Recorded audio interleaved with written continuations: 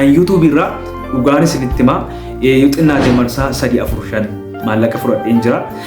Maallaqan yeroo jalqabaa fudhadhe YouTube eegaluuf sababa kanaa ta'e wantoota gurguddaa ijoo sadiitu tura.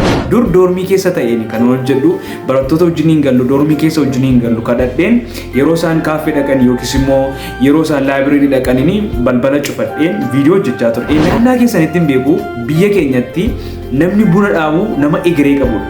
Yoo yaashama akkam jirtu jaallatamuuf kabajamoo hordoftoota kiyyaa guyyaa irraallee viidiyoo kan biraan walitti deebinee jirra. Guyyaa irraa isiniif qabadhee kanan dhufe dhaamsa guddaa ergaa guddaan isiniif qabadhee dhufe. Egaati guyyaa irraa kan waliin ilaallu dhaamsan isiniif qabu jireenya keessan irratti dhiibbaa ta'e wayii ni geggeessa yaada irraa keessan na wajjiniin ta'uu hin dagatina. Anaan kan nan beenne an barataa yaala fayyaa yookiis barataa meedisinii almost waggaa 5ffaadha jechuudha. Chaanalii kana subscribe gochuun akkana jajjabeessitan asumaan isin gaafadha. Isin eeguuttan jira subscribe, like, subscribe waan gootanii guddaa galatooma. Sababa isaas isin sekendii takka fayyadamtanii viidiyoo kana like, subscribe yeroo gootan anaaf amnee guddaa naaf kenna. Akkasumallee viidiyoon kun namoota hedduu bira akka ga'u godha waan ta'eef viidiyoo kana like, subscribe gochuun na jajjabeessu hin dagatina waan gootaniif galatooma. Innagaa guyyaa irraa dhaamsan isiniif qabu inni guddaani nuti biyya lafaa kanarraan ga jiraannutti jireenya gaarii jiraachuun barbaanna, makiinaa gaarii qabachuun barbaanna, mana gaarii keessa jiraachuu, bilbila gaarii qabachuu, uffata gaarii uffachuu nama waan taaneef ni hawwina jechuudha. Waan hawwinu kana bira ga'uudhaaf immoo wantoota nu barbaachisanii financial freedom dha jechuudha. Financial freedom argachuudhaaf immoo tokko maatiin keessan beezii qabaachuu qabu. Yoo maatii sooressa yookiis immoo maatii qabeenya qaban irraa dhalachuu qabdu jireenya hawwitan kana jiraachuudhaaf tokkoffaa. Lammaffaa immoo ofii keessaniin tattaafattanii bira ga'u qabdu jechuudha. Warri akka koo isin ilaallatu dhimmi kun isin ilaallatu warri maatii beezii qaban irraa dhalannee tattaafachuu qabdu jechuudha. Akkamitti tattaafachuu qabnaa kan jedhu waliin ilaalla. Ofii koorraa kaaseen fakkeenya takka isinii fudhadha. Ani barataa yaala fayyaa yookiis barataa meedisinii akka isin ta'e isinitti himeen jira. Aarsaa akkamii akka gaafatu yeroon akka nama hin geenye hin beektu, informationii ni qabdu jedhee yaada. Aarsaa akkamii akka nama kaffalchiisu ni beektu. Boqonnaan hin jiru baay'ee barumsa nuffisiisaadha jechuudha. Garuu biyya ormaa keessa ta'ee yuunivarsiitiidha kanan jiru. Yuunivarsiitii ta'ee garuu amma sa'aatii kana viidiyoo kana hojjechaa kanan jiru yuunivarsiitii keessa ta'ee min doormii keessa ta'ee min mana kireeffadhee bakkeetti jechuudha. Waan baay'ee isin dhibee isin dhibnee guyyaa har'aa kana mana kireeffadhee sa'aatii kana bakkee taa'ee viidiyoo kana akkan hojjedhuuf beezii wanni naa ta'e wannani waggaa tokko dura jalqabeedha jechuudha. YouTube waggaa tokko dura eegaleen qaba. YouTube sun monetize ta'ee maallaqa hojjetee maallaqa naa hojjechuu eegalee maallaqa sanaan dur doormii keessa ta'een kan hojjedhu barattoota wajjiniin gallu doormii keessa wajjiniin gallu kadhadheen yeroo isaan kaaffee dhaqan yookiis immoo yeroo isaan laayibireerii dhaqanii balbala cufadheen viidiyoo hojjechaa ture yeroo sanatti. Har'a garuu yegguu sana aarsaan ganaa kana kaffalee waggaa takka dura kun fagoo miti koo dhugaan isinitti himaa waggaa takka dura wanna sana gochuun koo har'a of danda'ee mana kireeffadhee bakkee galee kunoo wantoota barbaachisan takka guuttadhee akkanii of danda'ee viidiyoo hojjedhu na godhee jira.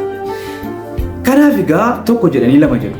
Wanni isin har'a gootan kun haa xiqqaatu haa guddatu firiisaa eegar bororraa jirattu. Naannaa keessanitti hin beeku biyya keenyatti namni buna dhaabu nama egeree qabudha.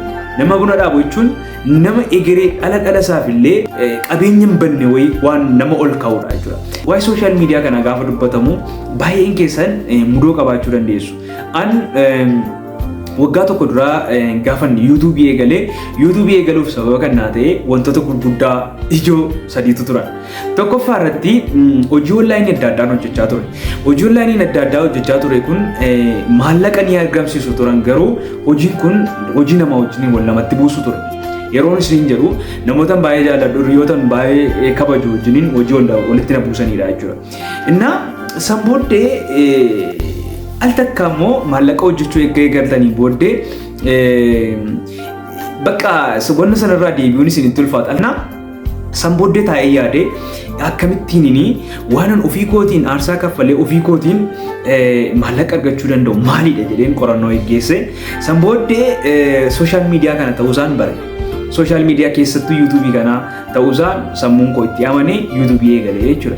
Innaa hojiin sanaan dura hojjechaa ture networking marketing kan jedhamu waan nama tokko seensistee nama sana jalaan minaamini waan akkasii kana tarii dhageessan ta'uu danda'a.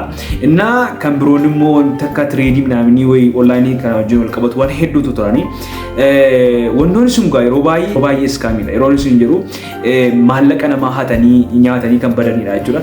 Namoonni hedduun keessan miidhama akkasii qabaachuu dandeessu. Garuu guyyaa irraa kan isinitti himu waan ofii kootiin teesti godhe waan ofii kootii dhandhamee nama kan biraa wajjin kan walitti isiniin buufne hanga dafqitan dafqa keessan kan argattan sooshaal miidiyaa kana yuutuubiidha jechuudha. Yuutuubii jechuun tarii baay'een keessa mootiveet taatanii kanaan dura eegaltanii addaan kutuu dandeessu. Sooshaal miidiyaa pilaatfoormii jiran keessaa yuutuubiin waan guddaa namoota hedduu miiliyoonera godhee seenaa namoota hedduu jijjiireera jechuudha. Innaa garuu abbuqqadhee nyaadhaan hudhee nama jeesaa jira. Yeroo baay'ee hubannoo gadi fagoo wanta takka utuu hin qabaatin wanta takka kan eegallu waama akka salphaatti wanna wayii achiif goonu nutti fakkaata. Garuu wanni hundumtuu aarsaa gaafata, aarsaa nu kaffalchiisa. Aarsaa kaffalamuu qabu sanaaf reedii ta'uu qabna jechuudha.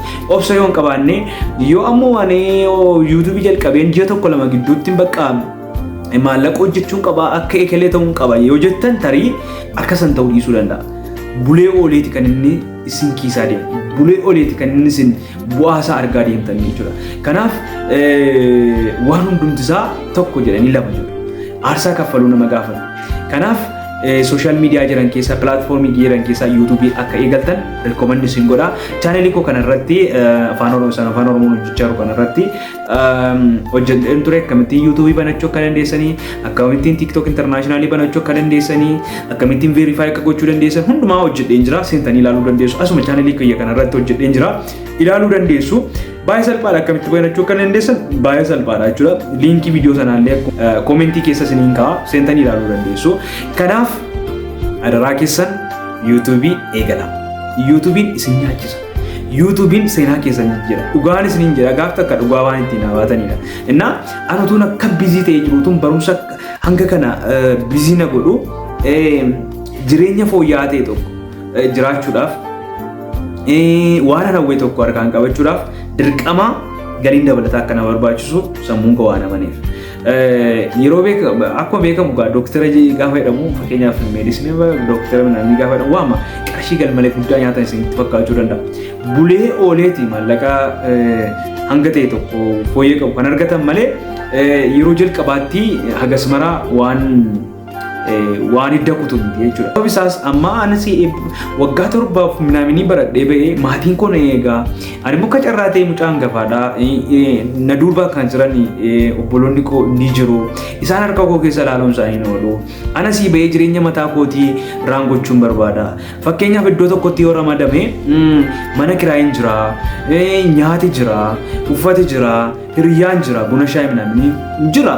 Kan hundumaa dabalatee wacii dabalatee maatiin immoo hangam yoo qabaatan dhabanii waa harka keessa isin ilaaluun isaanii oolu.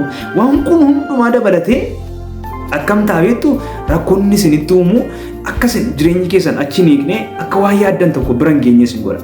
Kanaaf galiin dabalataa isin barbaachisa jechuudha. Nama kamiyyuu galiin dabalataa hin barbaachisa. Kanaaf sooshaal miidiyaan kun sartifikeetii isin hin gaafatu. An yuutuubii irraa dhugaan isinitti himaa yoo xinnaate marsaa 3-4-5 maallaqa fudhadheen jira. Maallaqan yeroo jalqabaa fudhadhee dhugaan isinitti himaa qarshii 19,000 godhe. Innaa kana jechuun obboloota koo maa eenyudha manni birri 10 isinii kennu tola. Eenyudha birri 10 birriima 10 namni kushaayee isin gaabbasee ka'ee yookiis nyaata isin gaabbasee ka'ee waa wayii isin irraa eega. Boru akkasin isa gaabbistan isa afeertan yookiis immoo galatallee ta'u malee isin irraa eega. Yuutuubii gaafan eegalee sartifikeetiin hin gaafanne qomoon kee maali umriin kee maali istaatasiin kee maali maal jedhee na gaafate tokko ta'u. Amma akkoo waggaa meeqa barattee baatee waggaa meeqa yuunivarsiitii keessatti aarsaa meeqa kaffaltee baateeyyuu sartifikeetii qabaachuu qabdaa, qabxii qabaachuu qabdaa. Ramadamuufi jechuudha. Isumaayyuu yeroo tokko immoo maallaquma yoo qabaachuu qabda gubboo kaffaluudhaaf biyya keenyaa kun gaadda. San bichaayyuu mamni obboloota koo yookiis nama qabaachuu qabda dooyii ta'edha. Kun garuu sooshaal miidiyaan nama qabaachuun gaafatu, maallaqa qabaachuun gaafatu, inni guddaa olaanaan reedii ta'uu fi of amansiisanii wanta sanatti seenu.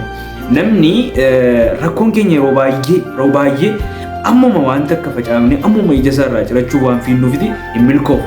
Amma fakkeenyaaf ani waggaa almost waggaa 18 waggaa 19 natti fakkaata barumsa irratti kan dabarsaa jiru.